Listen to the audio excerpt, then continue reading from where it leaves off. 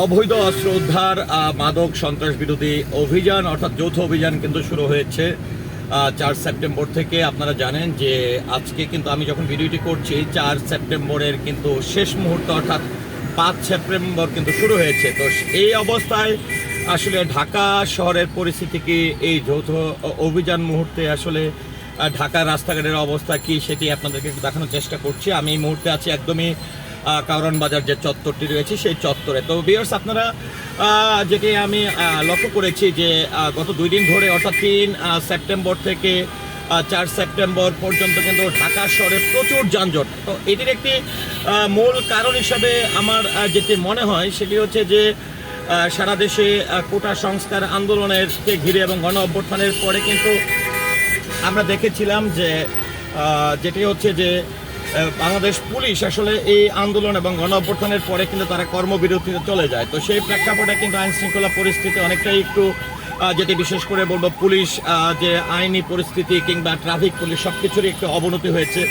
তো সেই জায়গা থেকে এসে এখন নতুন করে যেহেতু আবারও কার্যক্রম শুরু করেছে, তাই সেই অবস্থায় আমি আপনাদেরকে কারওয়ান বাজার থেকে আমি বসুন্ধরার সামনে বা এই রাস্তা পান্থপথ গ্রিন রোড, যেহেতু যৌথ অভিযানটিও চলছে সেই অবস্থাতে আসলে রাতের চিত্রটি কি, যদিও আসলে বাংলাদেশের যে এই সন্ত্রাস বিরোধী যে অভিযানটি শুরু হয়েছে, যেখানে বাংলাদেশের গর্ব বলবো যে বাংলাদেশ সেনাবাহিনী, তারপরে তাদের সঙ্গে পুলিশ, বিজিপি, বিডিআর, তারপরে আনসার, নৌবাহিনী, বিমান বাহিনী সবার সমন্বয়ে কিন্তু আসলে এই যৌথ অভিযানটি হচ্ছে। তো সেই পরিস্থিতিতে আসলে মধ্যরাতে ঢাকার পরিস্থিতির চিত্র কিন্তু আপনাদেরকে একটু দেখানোর চেষ্টা করছি। আমি এই মুহূর্তে একদমই বসুন্ধরা সিটি ক্রস করলাম।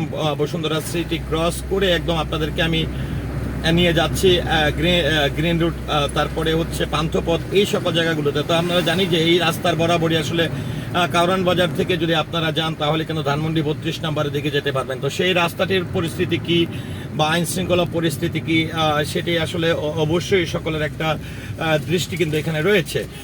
তো আমি এখান থেকে আপনাদেরকে একটু গ্রিন রোডে নিয়ে যে আপনাদেরকে একটু দেখাতে চাই যে যেটি ল্যাবেড হাসপাতাল বা গ্রিন রোডের এই যে সংযুক্ত রাস্তাটি রয়েছে এলিফ্যান্ট রোডের সঙ্গে, এই রাস্তাটির পরিস্থিতি কি সেটি একটু আপনাদেরকে আমি দেখানোর চেষ্টা করছি।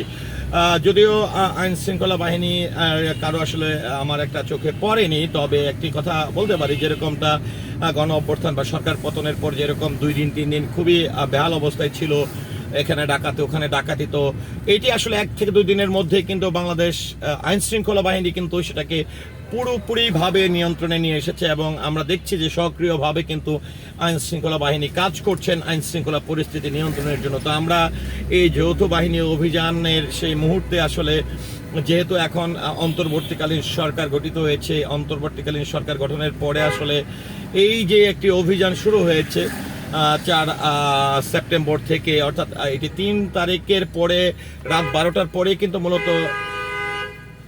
মূলত কিন্তু এই অভিযানের কার্যক্রমটি শুরু হয়।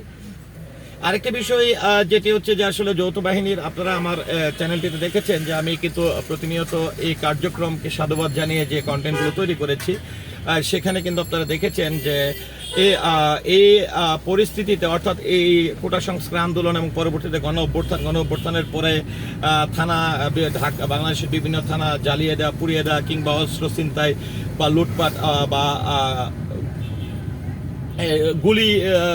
গুলি এখান থেকে গুলি অস্ত্র বারুদ যেটাকে গোলা বারুদ যেগুলো আসলে চুরি হয়েছিল সেইগুলো উদ্ধারের কাজে কিন্তু যৌথ বাহিনী কাজ করছে এবং তাদের যে আসলে মূল লক্ষ্য সেটি হচ্ছে যে আসলে এই দেশকে কীভাবে সন্ত্রাসমুক্ত করা যায় এবং অবৈধ অস্ত্র যাদের কাছে আছে তাদের কাছ থেকে, যারা এখানে আমরা দেখেছিলাম যে একটি সময় নির্দিষ্ট 3 তারিখ পর্যন্ত 3 সেপ্টেম্বর পর্যন্ত কিন্তু প্রশাসন কিন্তু একটি সময় বেঁধে দিয়েছিল যে যাদের কাছে অবৈধ অস্ত্র আছে কিংবা বা বিশেষ করে আসলে বৈধ অস্ত্র যারা গত 15 বছরে যারা লাইসেন্সকৃত রয়েছে তাদের অস্ত্র স্ব থানায় জমা দেওয়ার জন্য। তো এরই মধ্যে দেখেছি যে বাংলাদেশের বিভিন্ন থানায় আসলে অস্ত্র জমা পড়েছে।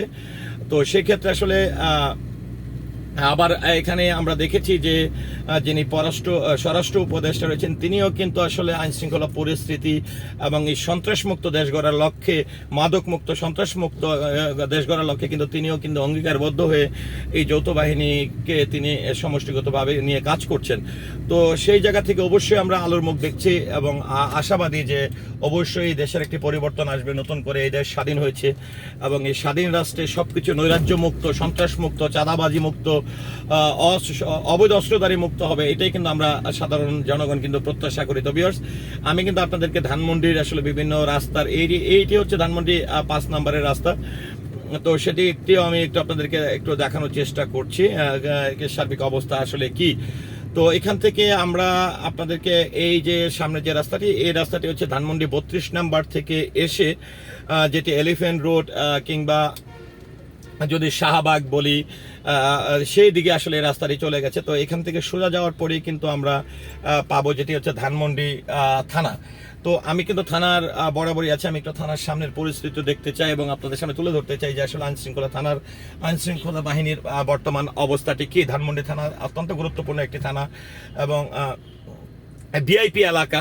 এখান থেকে বাম পাশ থেকে যে গাড়িগুলো ঢুকছে, এই গাড়িগুলো কিন্তু এলিফ্যান্ট রোড থেকে কিংবা নিউ মার্কেটের সাইড থেকে এসে কিন্তু 32 নাম্বার হয়ে সংসদ ভবনের সামনে দিয়ে হয়ে কিন্তু শ্যামলের দিকে চলে গেছে। তো আমি একটু আপনাদেরকে একদমই ধানমন্ডি থানা এখান থেকে আপনারা যে লাইটগুলো লক্ষ্য করছেন, এখানে বাম পাশে পার্কিংরত কিছু গাড়ি আপনারা দেখছেন। আমি একজন আইন শৃঙ্খলা বাহিনীর সদস্যকে দেখছি, তিনি এখান থেকে বেরিয়ে আসতে, এবং এখন কিন্তু আসলে পুলিশ কিন্তু তাদের কার্যক্রম চালিয়ে যাচ্ছে। যে গাড়িগুলো বাম পাশে আপনারা লক্ষ্য করলেন, যে গাড়িগুলো ঢেকে রাখা হয়েছে, সেগুলো কিন্তু আইন শৃঙ্খলা বাহিনীর গাড়ি।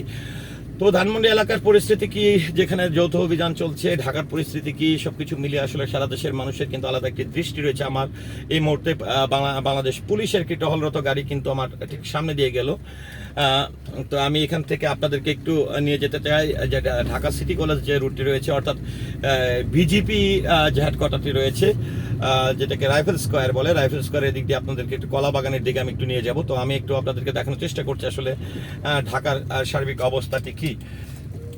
তো এখানে আমরা যেটি জানি যে আওয়ামী লীগের একটি অফিসও কিন্তু ধানমন্ডির এখানে রয়েছে, ধানমন্ডি লেকের একদম সন্নিকটে সামনে। আমি সেখানকার পরিস্থিতি একটু আপনাদেরকে তুলে ধরবো।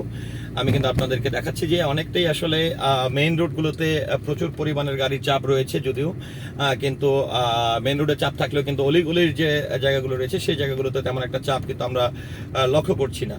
তো এখানে যেটি হচ্ছে যে এখান থেকে ডান পাশে যাওয়ার পরে কিন্তু সেই আওয়ামী লীগের যেখান থেকে আসলে মনোনয়ন দেওয়া হয় এবং এখানে বেষ্টনী দেওয়া আছে, যদিও আইন শৃঙ্খলা বাহিনীর কাউকেই কিন্তু আমার চোখে পড়েনি। তো এই ধানমন্ডি এলাকার অবস্থাটি কি আসলে এটির দিকে সবার একটি নজর, কারণ এখানে 32 নাম্বার রয়েছে, এখানে আওয়ামী লীগের অনেক গুরুত্বপূর্ণ নেতাদের বাড়ি রয়েছে, তাদের বিভিন্ন অফিস রয়েছে, সেক্ষেত্রে এদিকে আলাদা একটা দৃষ্টি সকলেরই আছে। তো আমি আপনাদেরকে আওয়ামী লীগের যে প্রধান যে কার্যালয়টি রয়েছে, যেটিকে বলবো একদম গুলিস্তানের বাইরে যেটি ধানমন্ডির কার্যালয়টি যেটি রয়েছে, সে কার্যালয় বরাবর রাস্তা থেকে কিন্তু আমি ঢাকা সিটি কলেজ রুট যেটি রয়েছে, বিজেপির রুট, অর্থাৎ ধানমন্ডি কলাবাগানের রাস্তাটি, সেদিকে আপনাদেরকে একটু নিয়ে যাচ্ছি। তো ভিউয়ার্স, এই ছিল আসলে ধানমন্ডি এলাকার এই সাইডের পরিস্থিতি।